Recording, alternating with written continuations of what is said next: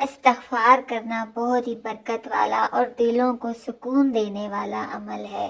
بسم اللہ الرحمن الرحیم۔ السلام علیکم ورحمۃ اللہ وبرکاتہ۔ میرے بہنوں بھائیوں بچے بچیوں، آپ سب کیسے ہیں؟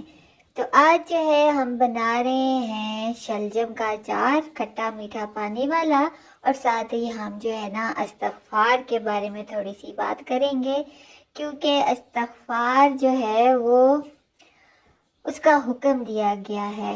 استغفار کے بہت ہی فائدے ہوتے ہیں، اور ہم لوگ استغفار جو ہے ہر نماز کے بعد جو ہے نا ہم استغفار 100 مرتبہ پڑھتے ہیں۔ جب رسول اللہ صلی اللہ علیہ وآلہ وسلم نے فرمایا، اللہ تعالیٰ کا فرمان ہے کہ اے میرے بندو، تم اپنے شب و روز گناہ کرتے ہو، تو میں ہر طرح کے گناہوں کو جو ہے بخش دیتا ہوں، اس لیے تم مجھ سے استغفار کرو، میں تمہیں معاف کر دوں گا۔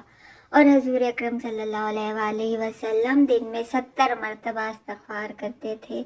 جب اللہ کا نبی جو کہ گناہوں سے پاک ہے وہ 70 مرتبہ استغفار کرتے تھے، تو ہمیں بھی چاہیے کہ ہم تو گناہوں میں ڈوبے ہوئے لوگ ہیں، ہمیں دن میں ہر نماز کے بعد 100 مرتبہ جو ہے استغفار کرنی چاہیے۔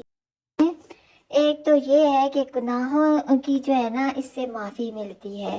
آپ نے گناہ کیے ہیں، اللہ سے استغفار کر لیں، توبہ کر لیں، اپنے اللہ سے معافی مانگ لیں، اللہ معاف کرنے والا ہے اور استغفار کو پسند کرنے والا ہے۔ استغفار سے دلوں کو سکون ملتا ہے، اور استغفار کرنے سے جو ہے نا آپ کے رزق میں برکت ہوتی ہے۔ اگر آپ کے رزق میں تنگی ہے، گھر میں کچھ ایسا چل رہا ہے، تو آپ جو ہے استغفار کی کثرت کریں، انشاءاللہ اللہ تعالیٰ جو ہے نا استغفار کی کثرت سے آپ کے رزق میں برکت ڈال دیں گے، اور مشکل اور پریشانیوں کو دور کرتا ہے۔ استغفار کی کثرت جو ہے نا ہمیں مشکل اور پریشانیوں سے بچاتی ہے۔ جب بھی آپ کا دل پریشان ہو تو آپ استغفار کریں۔ میں تو یہی کہوں گی، چلتے پھرتے اٹھتے بیٹھتے استغفار کریں، تو اللہ تعالیٰ جو ہے ہم پہ رحم کرے گا۔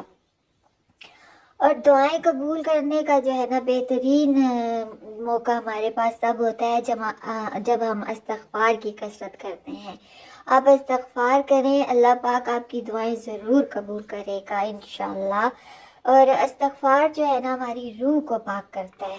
ہم استغفار کرتے جاتے ہیں، اللہ پاک استغفار کرنے والے کو بہت پسند کرتا ہے، اور اس کی روح جو ہے نا وہ پرسکون رہتی ہے، اس کے دل میں کسی قسم کا ملال نہیں ہوتا، وہ یہی سوچتا ہے کہ میں نے استغفار کیا، میرا رب ضرور مجھے معاف کرے گا۔